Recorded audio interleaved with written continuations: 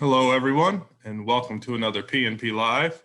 My name is Bashan. I am part of the event staff with Politics and Prose. Before we get started with our event, I would like to just go over a couple of quick items. The first being, at any time during this event, if you would like to ask a question of either of our authors, we would ask for you to place them in the Q&A box, which you can find towards the bottom of your screen.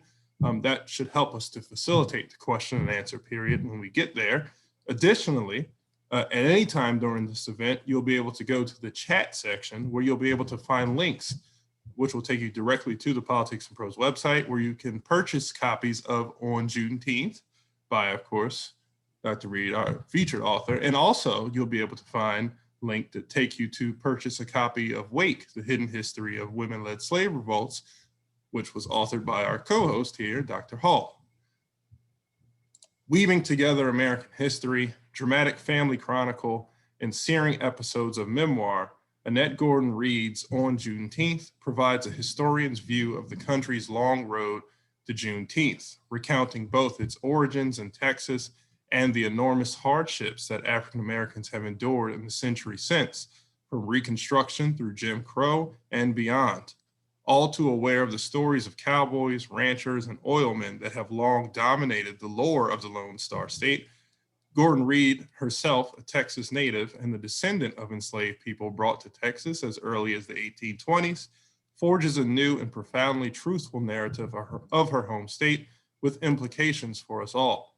Combining personal anecdotes with poignant facts gleaned from the annals of American history, Gordon-Reed shows how, from the earliest presence of Black people in Texas to the day in Galveston on June 19, 1865, when Major General Gordon Granger announced the end of legalized slavery in the state, African Americans played an integral role in the Texas story.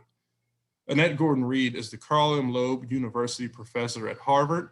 Gordon-Reed won 16 book prizes, including the Pulitzer Prize in History in 2009 and the National Book Award in 2008 for The Hemingses of Monticello, An American Family. Gordon-Reed will be in conversation with Dr. Rebecca Hall, who's a scholar, activist, and an educator. She is the author of the forthcoming graphic memoir, Wake, The Hidden History of Women-Led Slave Revolts, which will be out on June 1st, which is based on her American Historical Association award-winning article on women and slave revolts, titled Not Killing Me Softly, African American Women, Slave Revolts, and Historical Constructions of Racialized Gender. She writes and publishes on the history of race, gender, law, and resistance, as well as on climate justice and intersectional feminist theory. Without any further ado, Dr. Hall, the floor is yours. Thank you. Thanks for that introduction. First of all, I want to say that I'm really honored to be here with you, Professor Gordon-Reed. I have been a fan of your work. I actually read in a graduate school seminar on colonial American history. I read your book on the Thomas Jefferson and Sally Hemings American Controversy, right? Mm-hmm. Yeah. And was just blown away by how you constructed that and the arguments and how you were able to pull it off. And then very satisfied later when the Human Genome Project was complete and people were able to do genetic confirmation of your work. And I just finished, literally today, reading your latest book on Juneteenth, mm-hmm. and was really moved. I felt like it was a beautiful telling of Texas history through memoir. Mm-hmm. And I'll say right off the bat, I know very little about Texas history, and I learned a lot, maybe more than I wanted to know. But I thought I'd start with the last chapter first, because I'm just contrary that way. But so people are talking about there needing to be a national holiday that commemorates the end of slavery. And that doesn't seem like a very controversial point in itself. But do you think it should be Juneteenth? And if so, why? Well, I think Juneteenth is a good candidate. Obviously, Juneteenth is not the end of legalized slavery in the United States. That comes with the ratification of the 13th Amendment. Right. And so we would fix a date in December, at the end of December 1865, and then we would go from there. Some people think the Emancipation Proclamation, maybe January 1st might be a suitable day, even though that didn't free all the slaves either. And so there are other contenders. I think Juneteenth makes sense as possibly, because it doesn't have to be one day. We both know that emancipation was a process. Yeah. There was no one day when everything was over. Right. And we just went forward from there. But I think it makes sense because Granger was able to go to Galveston and make this announcement because the Army of the Trans-Mississippi, the Confederate Army, the last one, surrendered. It was the end of the armed conflict by the Confederacy to protect this institution of slavery. And this was brought about through the sacrifice of Union soldiers, but in particular, the sacrifice of African-American Union soldiers. And they were among the people who were with Granger. And I think it's symbolically important to mark the end. And now, of course, there were vigilantes and lynching and small groups of people who tried to continue this thing forever. But for the Army, the end of the armed struggle, to have this come out of that, and then he could go there and say to the largest state in the Union that slavery is no longer here. I think it would be symbolically, that's as good as any point.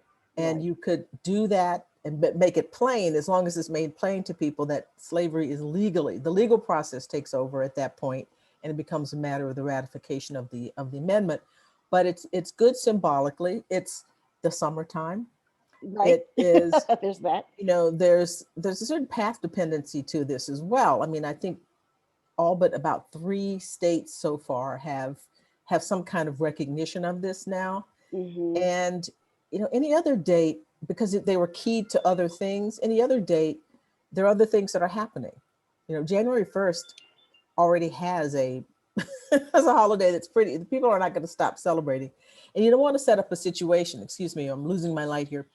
You don't want to set up a situation where you're going to be aggrieved because people aren't paying attention, proper attention to it. So I think, for the reason I said before, the end of an armed conflict, thinking about Black soldiers and the accomplishment that this was, I would say, sure, we have something to commemorate it. I do think there should be a day. Right. And this is one that doesn't have the other problems that some of the other ones have, possible days have. Right. It's funny because my own relationship with Juneteenth, first, there was just a lot of ignorance about it, not being from Texas. Yeah. But I think, being a legal scholar, I had all these objections to the holiday, and I've really come around and got over myself about it. But but no, it's understandable. Yeah, I mean, some of the objections, like the way it had been presented to me, or the way I heard it or understood it, was that it was, the last announcement about the end of slavery that had actually happened 2 years earlier. And I objected to that on so many levels. Like, first of all, it's not true. It's not true. Yeah, that's one level. Yeah. But the idea that, African Americans were like waiting for somebody to come and tell them that they were free, when there were all kinds of circulation of information, I felt like it was a disservice to the people, the African Americans in Texas, to have it portrayed that way. And then, of course, the Emancipation Proclamation itself, legalistically didn't really free anybody, right? Because it was in the states in rebellion, and Lincoln didn't really have jurisdiction over those states. And the border states that did have slaves, it didn't apply to them. And I think I was looking this up, but the last place I think it was Kentucky and Delaware. Delaware, yeah, the last two places. Right, and it was the 13th Amendment that ended slavery in those places. Yeah, yeah. No, there are reasons to have objections for it, and certainly this business of them not knowing. One of the things I talk about is that, well, and people knew what Granger was going to say. To give you a sense, African American people had a way of finding this stuff out, and they knew what was coming. But the thing is, the Confederate Army was still in control of that area. So there was no way to do this. It's not that they were sitting around waiting, and because they never took control of Texas, the Union Army never took control of Texas. It was harder for them to get away. I mean, when people did run away, they ran south. They ran to Mexico. Mexico was the place for the easiest place to get to for many African Americans, and the one that would provide the better chance for slavery. It's not like running to the Ohio River. Right. It's different. So yeah, there are lots of objections about this, but it's not a perfect setup, but you have the system here now, and it really is, to my mind, a celebration, but it's more as a commemoration for me, of the hope that moment engendered for those people, even though they knew that it was going to be tough, that this really wasn't the end of strife. And we know that as well. And I say in the book, my father used to say, the slaves haven't been freed yet. But what he meant was, there's still a lot of work to do. And so for me, I'm just speaking, I can't speak for other people, but for me, it's a commemoration of that hope and how we should continue to struggle to make those to realize those hopes. Right. Yeah. And I think, I mean, if I could be the czar of the calendar, I would, make a holiday to celebrate the 13th Amendment, I guess. I don't know, we could do December. Maybe it would conflict with Christmas. I don't know. Yeah, it would. Yeah, but I kind of, and I think that for me, also understanding that the Emancipation Proclamation, even though I sort of described it as this very legalistic thing, it was, of course, as you know, it had a huge impact on enslaved people throughout the South, and during the Civil War, I mean, Du Bois, talked about 500,000 enslaved people left the farms and plantations, and the Emancipation Proclamation was hugely symbolically important, even though legally it was kind of just another confiscation act. It was very important, and that this notion of emancipation of African Americans emancipating themselves and basically breaking the back of the slave system by just leaving, making it to Union lines, and then many of them, the males, many of them who had the opportunity, joining the army, and coming back down, going into the South and fighting for the freedom of their fellow African Americans and their families. It's an amazing story. Yeah. No, it truly is. It truly is. I was really also drawn to you bringing up the issue of the relationship between founding myths and the present. Our relationship between founding myths and the present. And I was wondering if you could say more about that. The founding myths of Texas, or the founding myths, Texas, or in general? Just in general. Yeah. Well, I suggest that since we do it in every culture, human beings need myths as a way of binding people together. And the question here, of course, is who's being bound? What people are being bound, and what are you asking some groups of people to accept in order to perpetuate these myths and so forth. And in Texas, it's particularly difficult because I grew up in a state that is very chauvinistic about itself, and people wonder why, but we are very chauvinistic about it. We take Texas history, 4th and 7th grade, and we learn all about the Alamo Right. and Jim Bowie and Davy Crockett and Right, William right. Travis and all these people. And the myth is one of, these, well, the Alamo, these valiant people who are fighting for their principles, and they're willing to die for their principles, which is an important thing. That's great. That's an admirable thing. But you have to think about what their principles were. Right. And it comes to this point where you have to recognize that, yes, Santa Anna did suspend the Constitution, and that's a big deal. But there was also a concern about slavery. I mean, Yeah. Mexico had outlawed slavery. Mexico, they kind of looked the other way with the Texians, as they call them. But there was always this insecurity about the institution. And you can Right. see it in the American context, with the founder, the Southerners, South Carolina, all these people, they're playing, in 1787, when they're in the Constitutional Convention and they're playing hardball, they're thinking about their way of life and how Right. they're going to protect it. So a similar thing is going down in Texas with these people. And then they break away from Mexico and form the Republic of Texas. And in the Constitution explicitly, it's not like the United States is kind of trying to bury it Right, right. in provisions.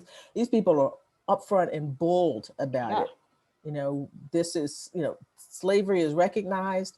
African Americans can't become citizens. They can't come here without permission. All these kinds of things. There is setting up what is called a slaveholders republic, and that's why Exactly. Texas was so controversial, as when people were thinking about bringing it into the Union, and there was a fight about this, a huge Right. fight about this. And so, on one hand, you celebrate people. We were asked to celebrate the Alamo and Texas Republic, but how do you ask African Americans to celebrate the founding of a republic, which meant that my great grandparents were enslaved and or Black people couldn't come there and live and couldn't become Texans?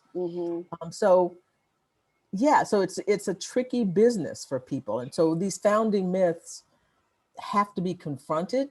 Yeah. And it's a painful process, because people, I talk in the book about, they're going to see the movie The Alamo. Yeah. Yeah. And that was an amazing section. yeah, then the Alamo, and you're thinking, yeah, Lawrence Harvey's really handsome, and he's William Barrett Travis, and he's got a nice uniform on, and Richard Widmark, who's Jim Bowie and is one of my favorite, all that kind of thing. And then you tie this all up very emotionally, but then you think about, wait a minute, what are these people fighting about? Right. Right. Keeping my people as chattel. Yeah. Yeah. Yeah. It's hard. And it's funny because, I realized how incredibly ignorant I am about Texas history. But I literally, all I know about the Alamo is the phrase, remember the Alamo. And I don't even know what we're remembering it for or anything, anything like that. I mean, I certainly, learned as an adult about the Republic of Texas and separating from Mexico, but I hadn't read the provisions, like in your book, the provisions in the Republic of Texas's Constitution. I mean, they were definitely not trying to be subtle, as you say, as they were in the United States Constitution, where they kept talking about other persons, persons held to service, held and to all service, that kind of thing. People not taxed, and so yeah, and I think it's incredibly prescient, because I was just reading today about legislation in Texas about trying to forbid the teaching of race. I think, like, it specifically bans the 1619 project, which is a whole nother discussion, but promotes patriotic education regarding the secession from Mexico. And I find that really terrifying. But I found it particularly moving after having read your book, because you talk about how Texas, which is your home, right, and the home of your people, is in some ways a white man, right? And that just double consciousness, like, the white slaveholding republic, but I'm African American and the descendant of slaves. So I'm assuming you've been following all of yes. yeah. Yeah, it's interesting. Interesting is not the word to say. It's slightly frightening, Yeah.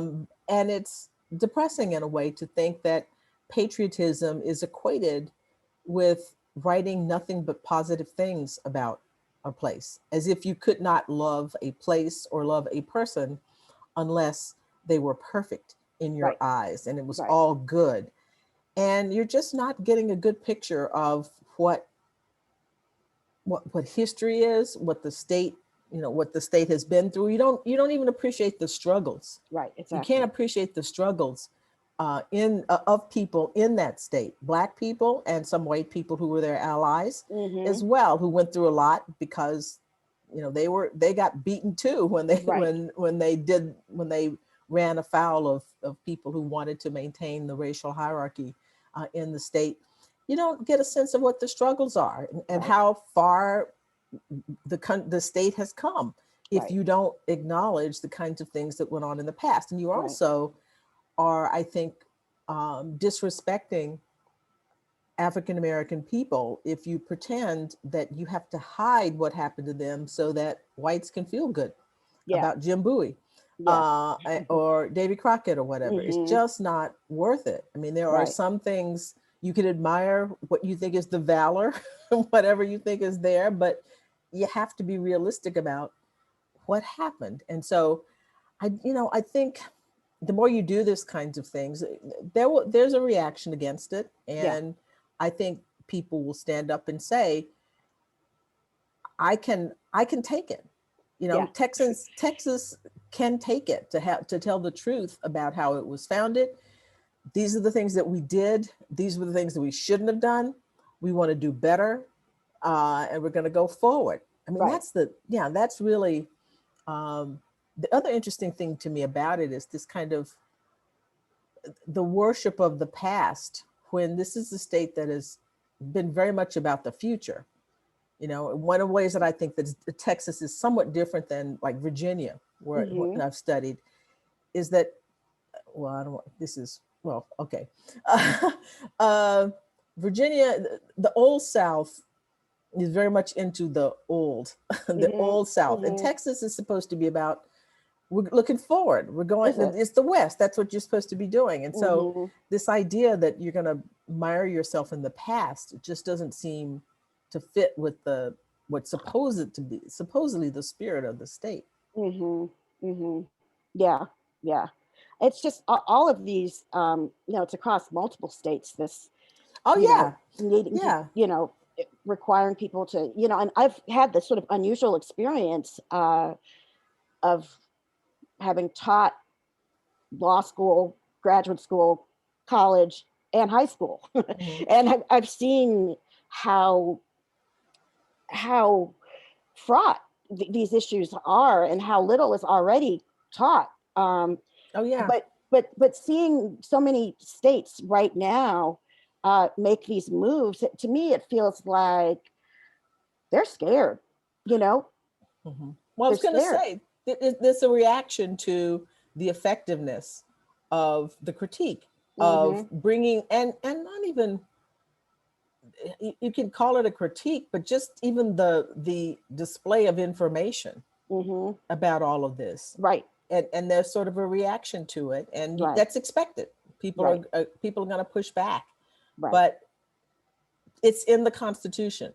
I mean, if you're going the Texas Constitution, it's not like how you can not teach that. Made this stuff up. Right. Exactly. We didn't make up race. They talked about race. They were obsessed with this question. Right. And this is not some newfangled thing that people just thought up. No. Race, political correctness. It's in the Constitution. If you want to teach that document, that primary document, you're going to have to talk about those sections. Right. Yeah. I don't know how they plan to do that without talking about the founding Constitution for Texas. Exactly. And the Declaration of Independence of Texas that basically knocks off the American Declaration, but it doesn't say anything about all men are created equal. Right. Yeah. They take everything, but let's take that one out. Let's get rid of that. That's been problematic. That's problematic. Yeah. And kind of more sort of zeroing in on Texas, which, as you've probably gotten at this point, I'm quite ignorant about. I think I've been You've done really well with this. Thank you. I appreciate it. But you talk about a particularly gruesome history of racial violence in Texas, and how it continues to haunt, your hometown. Mm-hmm. And I was wondering if and you make this point that history is in the past, Mm-hmm. but it still haunts. Yes. And how. And I was just wondering if you could talk more about that. Mm-hmm. Well, I get you're referring to the fact that the place where I grew up, the town where I grew up, had a really has a really rough reputation on the question of race, Mm-hmm. because there were a number of lynchings there. It's a tough town. It was a prosperous town. It started as an oil town. And Mm-hmm. so it was not a situation where people were deprived. The industry was oil, and also a sawmill was there as well. Mm-hmm. So it's not like people didn't have enough to go around. It was a fairly prosperous place. And there was a relatively small Black population. It's not like Mississippi. We're talking 7 to 10% of people were Black. Mm-hmm. And it was a town where there were a number of lynchings. Yeah. A man was, burned alive at the stake on the courthouse square. Yeah. In the 1920s. Yeah. A man was shot in an open courtroom. Yeah. That particular story, I found, racist violence is pretty endemic to this country. But that particular story that you recount in your book was upsetting to me. It's upsetting, first of all, but I had this weird, because I learned the case Texas v. White as a law student, and, and it was this victorious case about due process being applied to the states, and and no one told me or talked about what happened next, which. Yeah, well, it's interesting because I didn't know Texas v. White. I teach criminal procedure, and we use a different case to talk about the 14th Amendment. The text that I use, it uses a different case to talk about the due process clause of the 14th Amendment and confessions. But my grandfather talked to me about Bob White. He used to mention Bob White when I was a little girl. And he knew Bob White, and he knew the Cochrans, because this happened in Livingston, the place where I was born. And so he knew these folks. And I had always heard this story, and in terms of the shooting in the courtroom, and the guy, the husband of the woman that White allegedly raped. And my grandfather said, had been, in his phrase, going together, the way people used to say that. And so I knew the story only from that oral history anecdote. It wasn't until I was writing this book that I knew that it went all the way up to the Supreme Court. Wow. Okay. So I did not know. I have all these other due process cases, but one from in my town where I was born, and then they removed the case from Livingston to Conroe, where I grew up. Right. Thinking there'd be a fair outcome. A fair outcome, and there was an outcome, but not the one that anyone predicted. So that's fascinating that we're on the opposite ends of this. You knew the legal and the procedural thing, and I knew what happened after this, and I think it's upsetting when you read this. The lynchings, all those things are upsetting as well. But there's something about the idea that this had gone through all, and you think the Black people in Texas must have been hopeful, Right. because the appeals courts, I mean, it looked like people were saying, the courts were saying, look, you can't take somebody out at night and tie them to a tree and beat them until they confess. Right. That's against the United States Right. Constitution. Right. Um, and then to have it end like that, it just really broke people. One of my great grandmother's sister, who was very close to my mother and all of us, we would not spend the night in Conroe. Yeah. You After say that in the book. Yeah, she just, it was just because you can't. I mean, there's some extra legal violence. What mobs do, Right. but this was in a courtroom. This was in a courtroom. Exactly. It wasn't on the courthouse steps. It was like in front of the judge and everybody. Right. And this is the thing too that you bring up in the book, where you talk about this history of violence, and in this case in particular, and how it's a terrorism, like a message. Oh yeah. That the law is not here to protect you. Mm-hmm. It's actually here to kill you. Mm-hmm. And of course, I feel like that, I mean, personally, I feel like that's just as true today. I feel, like if there was a problem, I'm not calling 911, and so, I'm a citizen of a country in which the state, through its police department, are killing my people.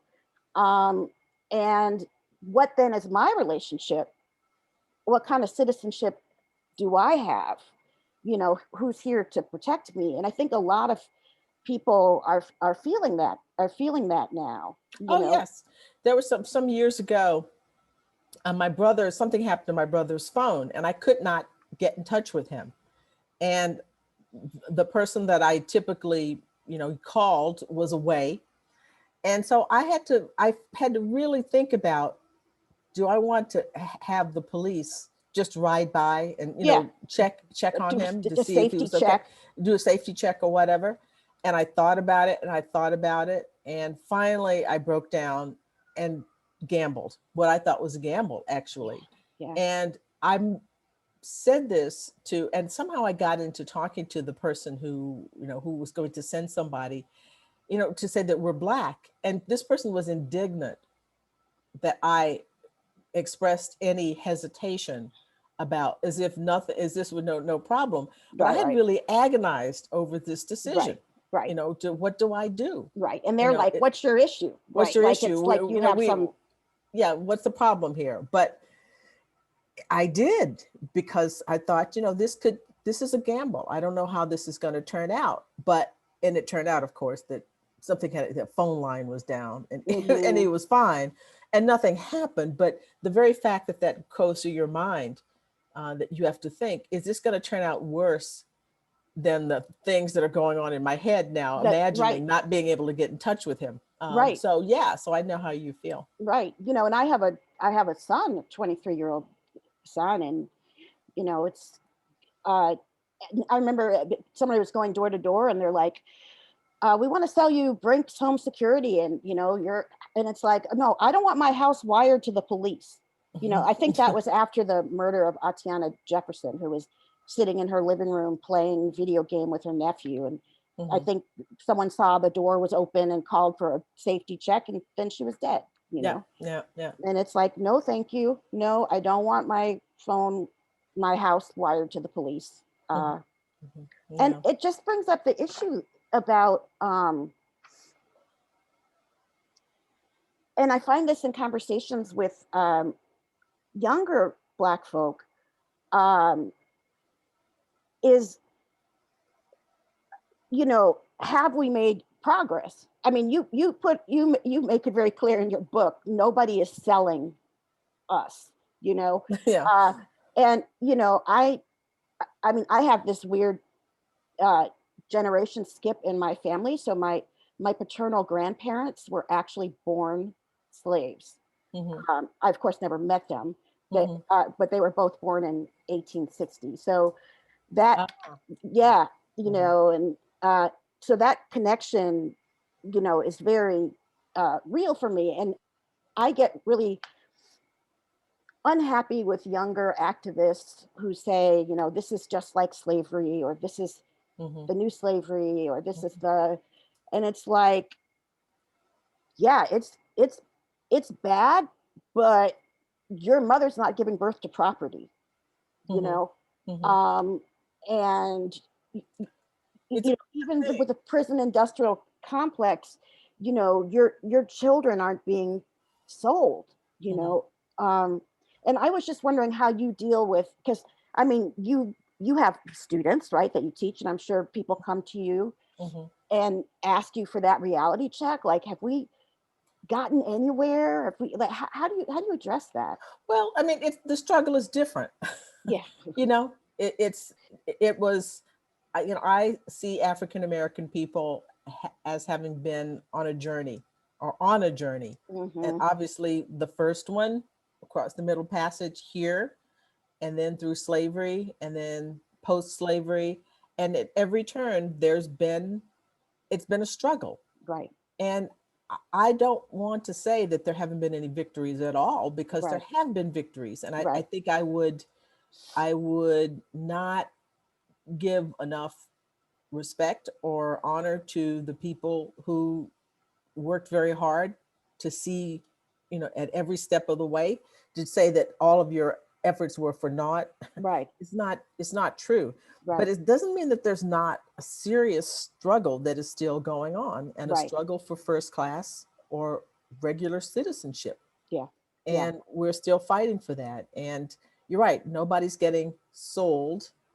And to think of what I mean, there are other ways that people are separated from families, Yeah. and people talk about Absolutely. prison and they talk about these kinds of things. But there are being labeled a chattel, and how regularly people were separated from children, and how I mean how once slavery was over, people spent so much time trying to find their relatives, Yeah. and which Yeah. I think sparks this family reunion thing that Black people like to do, so much, is everybody coming together, because there was Hmm. a time when just on a whim somebody dies and they have to split the kids up. They're going to give property to all the kids, and then you go here and you go there. That the trauma of that, Yeah. and the fear of that, even if it didn't happen, knowing that Hmm. that's something that could happen to you. Right. But you don't have that kind of control over You don't, your yeah, life. Or the exactly. idea that you literally, as a Black enslaved woman, you're literally giving birth to property. Yeah. Like, this is somebody's property and not a person and not yours. And Hmm. um, You're the yeah. source of that kind of thing, of chattel, of the notion Right. of chattel in people, in human Right. beings. And I think it's, I mean, I personally think it's a legacy of slavery that we're still uh, haunted by, or this country's still shaped by the way in which African American women are still seen as somehow less sensate or less kind of subhuman, or Oh yes, yes. because of this, Not women. because, well, or a different kind of woman, right? You've Hmm. got white women who give birth to heirs of property, and then you have Black women who give birth to property. Like, it's almost like two genders of women. It's Hmm. Yeah, it's yeah, not exactly. ungendered. It's just, yeah, Yeah, that was a project from the very, very beginning, to bring exactly. African women here to work, and to work in the fields, and treated as, not as a category, well, a different kind of woman, but just it's something in between. And Right.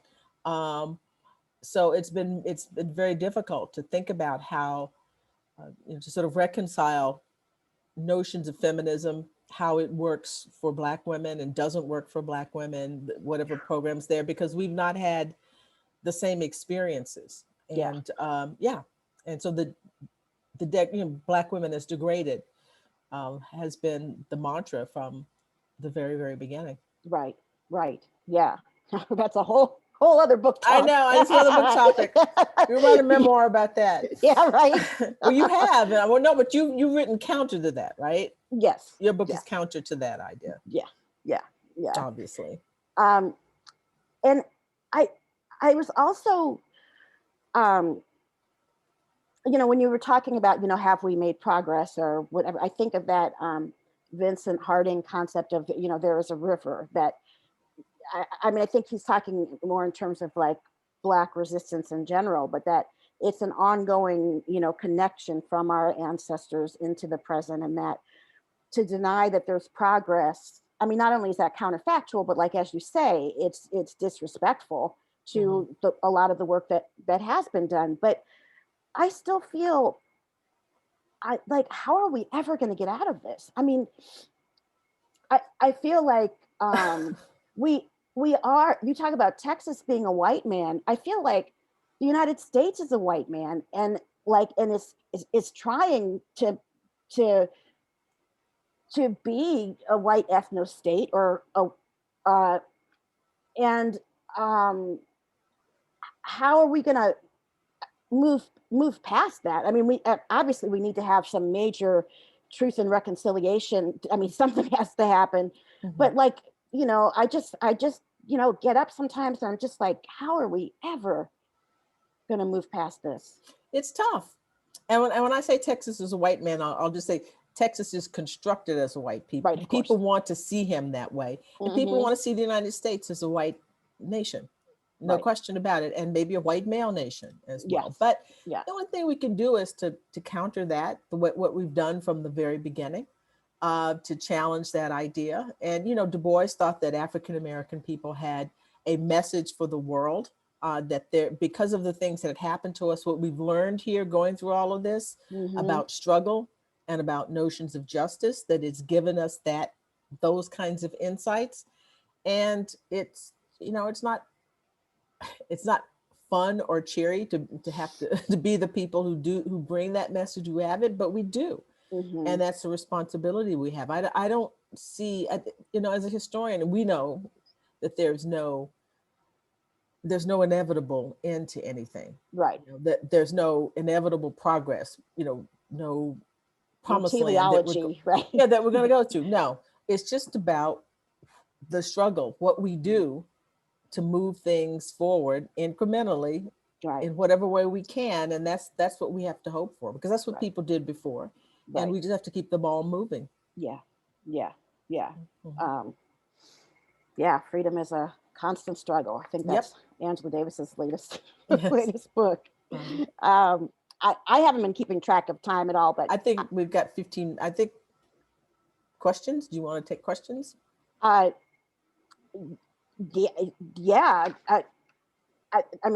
That might be good. I think we should let people ask questions. I think that, here you are. There he is. He's back. You're back. I was just enjoying the conversation. Yeah. Oh, and before you start taking questions, was there anything else about the book that you wanted to communicate with people? Well, just to say that the book it's a history of Texas told through my family, and it touches on all of the people, Latino people, Indigenous people, African American people, Anglo American people, that make the state something more than this constructed white man. That it is a diverse place that has a complex and a rich history that ought to be known. Right. And that has all of the sort of major currents of American history that flow through it: plantation slavery, westward expansion, Latino, Anglo, relations, conflict, whatever, Jim Crow, all of it in this one, and it borders a foreign country. All of these things are in this one place, which makes it quite volatile. Indigenous genocide, and it used to be a foreign country, right? Yes, exactly. How people say, we didn't cross the border crossed us. Exactly. Yeah, definitely very rich history, and your personal story just really, really enriches it. It just really brings it home, to the heart. Thank you. Okay, so once again, everyone watching us, now would be your time to submit any questions if you have them. So hopefully we can get through them. The first one we have here comes from Karen Birch.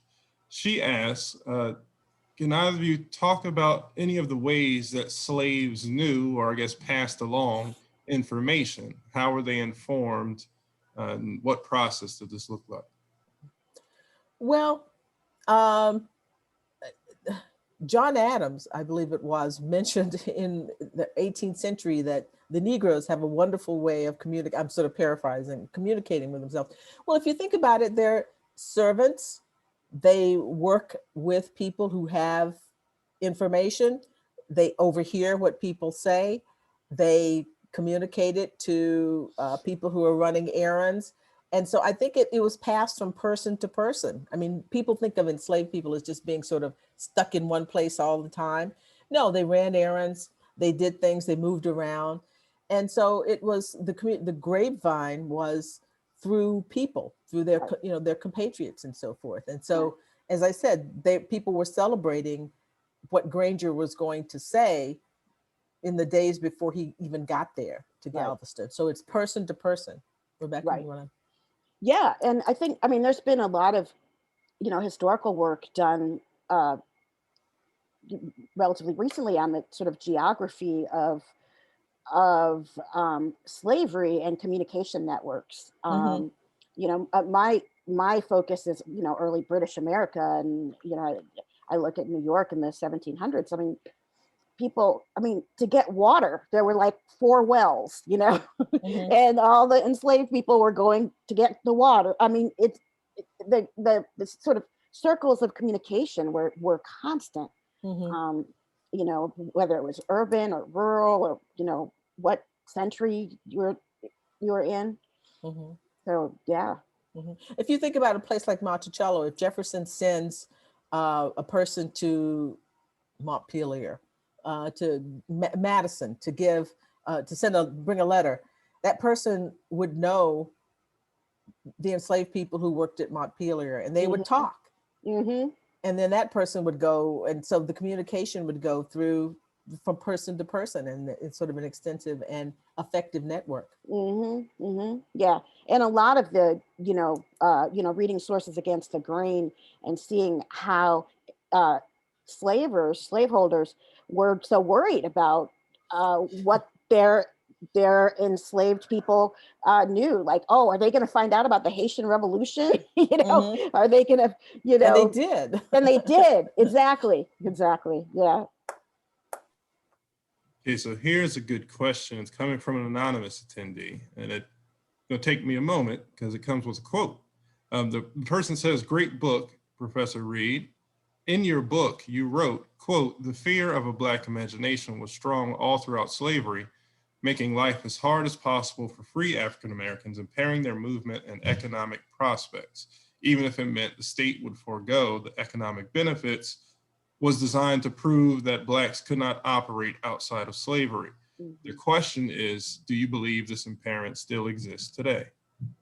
Oh, I think the fear of the Black imagination is very much still a part of all of this, because it's upsets for people who believe in a racial hierarchy, that it has the potential for upsetting that hierarchy.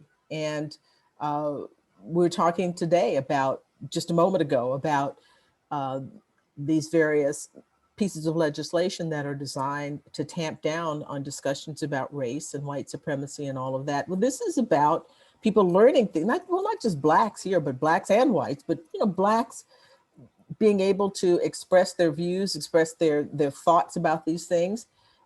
I think it harkens back to that idea that you want to sort of limit us and not have us participate in the conversation in a way that might change minds, not just Black minds, but the minds of white people as well.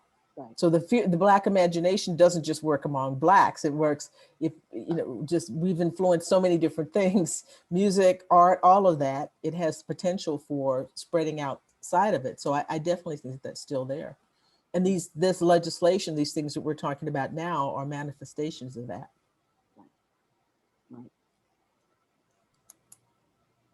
Okay. Um, Here's one, and this also anonymous. Could you address why you believe current lawmakers are trying to suppress this history under the guise of white bashing and misstating the purpose of critical race theory? They believe that it's problematic, especially because slaveholders got reparations after slavery ended. And of course, we know that that didn't happen for the slaves themselves. Mhm. Well, I mean, it's related to what I said before, is that there's a fear that if you talk about the truth, if you explain things in a truthful way, it might change people's minds about things, the way you think about the past and the way we think about why we're here, we're in the position we're in today. And it does involve people, I think, misstating what critical race theory is supposed to be about. Yeah. Um, I mean, it's just saying the words without having read any of the work, Derek Bell or my classmate Kim Crenshaw or any of those kinds of things. It's the fear of the Black imagination. It's a fear of people changing their views about things, because people who feel that the status quo is fine don't want people to think critically about it. I mean, it's I mean, I think that that's really what it is. It's a fear of the possibility of changing people's minds. Yeah. It's I been a think, trip to hear this term critical race theory being like bandied about among all these people who have no idea what it is or what they're talking about. Mhm. Yeah, it's pretty crazy. and I know the two of you touched on this early in the conversation, but a short answer could suffice here. Do you, Miss Reed, favor Juneteenth being made a national holiday? Yes. Brief. You're willing to share it, I'm even though willing it's to just a share it. Texas At thing. first I was very, proprietary about it, but I think Right. it should. And I recognize what we talked about before, all of the arguments against that. But I think where we are now, with so many states already doing it, and the stories that could be told around it will be told around it, it makes sense to do it. I hadn't thought about it when I was writing the book, quite frankly. But after it was done and everybody's asked me about it, yeah, I think so. So here's a question from Sarah Engel. She wants to know, have you had the opportunity to read Ralph Ellison's Juneteenth, his posthumously published novel? She says that she hasn't, but she's curious if you have, and if you have any thoughts about what it meant, the day meant to Ralph. Mm-hmm. No, I don't have any. Well, I obviously, thinking about freedom, I read the excerpts that were done, but I've not read the entire book. I think it was I mean, as near as I can tell. Rebecca, did you read all of it? I haven't read it. No. I haven't read it. Yeah. Right. So we're getting close to the end. We still have time for a few more questions. Well, this is a big one, but I'm going to win you. This could be both of you. This question is, what do you believe is the next step that needs to be taken by the country in order to continue to move forward in just creating more equality? Wow, that is a big question. From on Juneteenth to what they should do. Well, I think we can continue the conversation that we're supposed to be having now about race. We could continue the effort to build a safety net, to strengthen the safety net for all Americans with healthcare, the child care support, giving people, the sort of economic safety for people of all races. But I still think we have to come to grips with we mentioned truth and reconciliation. There has to be a truthful discussion about what has happened in the past before we can get to any kind of reconciliation. So I mean, it's a huge question, but I think the practical things about the sort of getting people fed and educated, places to live, all those kinds of things have to, have to be done.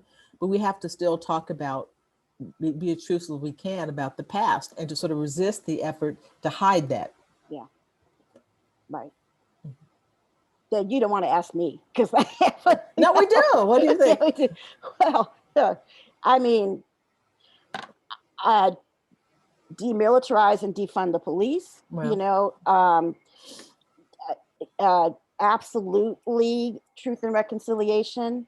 Uh, as you were saying, having a safety net, dealing with generations of economic inequality, de jure and de facto. I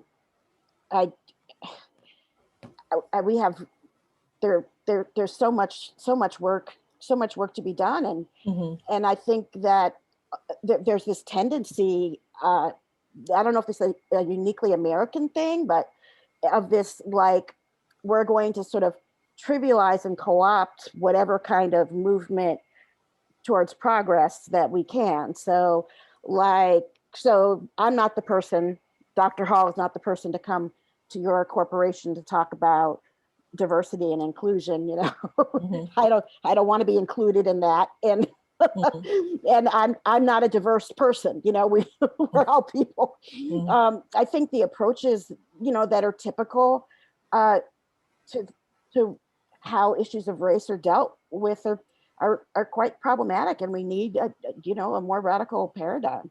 Mm-hmm.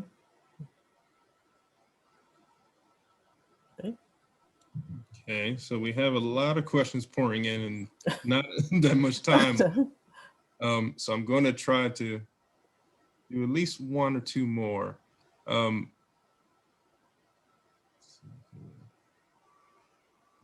Let's go with this, particularly for you, Professor Reed. Ingrid wants to know, how are racial relations and the truth about the past dealt with specifically in Texas? Well, as we've said, I mean, it depends. There are lots of historical associations, lots of organizations, lots of people who are working very hard to tell truthful and accurate stories about Texas. And then there are people who are in reaction against that. And I think if they were not being so effective, if there was not the thought that they were being effective, there would not be a reaction. So we're at a moment of conflict, it appears, because, voting in Texas was up. People have been paying attention to that, to elections, and all of this. I mean, it's a hard fought battle, but we're seeing in some ways the forces of reaction to that in place. So it's polarized. I don't want to say it's any one thing, because there are people in Texas who are really fighting the good fight, and educators, and as I said, historical associations, historical places where there are historical monuments and so forth. They're trying to tell a better story about things, and people are pushing back against that. So we'll see what happens. Right. Okay, so we are drawing to an end. So I am actually going to ask the last question, and it's going to be for the both of you.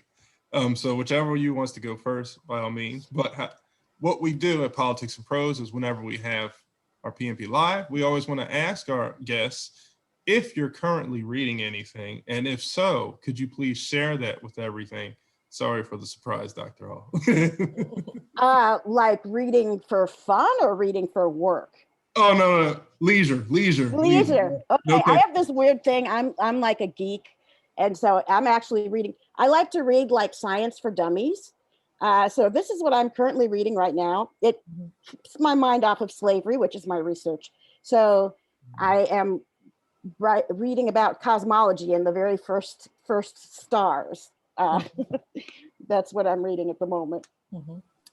Well, I don't read a lot for fun, because I read so much for work. But I am looking at a book by H.G. Wells called Experiment in Autobiography. And it's a book that I reread periodically. My goodness, there's thunder. So you mentioned a storm. it's a book that I reread periodically. So Experiment in Autobiography by H.G. Wells. I gotta check that out. Yeah. I'm a big sci-fi fantasy reader too. But I do a lot of reading for fun. It's just, I don't read history for fun. Yeah. Yeah. I read magazine articles for fun. I read Yeah. lots of books. Right. Right. Yeah. Well, on behalf of Politics and Prose, I'd like to thank both Professor Reed, Dr. Hall for this wonderful conversation. I'd like to, of course, thank everyone who's tuned in with us, and of course, remind you again to go click on the links in the chat, buy copies of both books by both of our featured guests here. And for everyone out there, I want you all to stay safe and, of course, stay well read. Bye, everyone. Thank you so much. Thank you, Rebecca. This was wonderful. Thank you. It was really a pleasure. It was a pleasure. Okay. Thank you both. Bye-bye. Bye.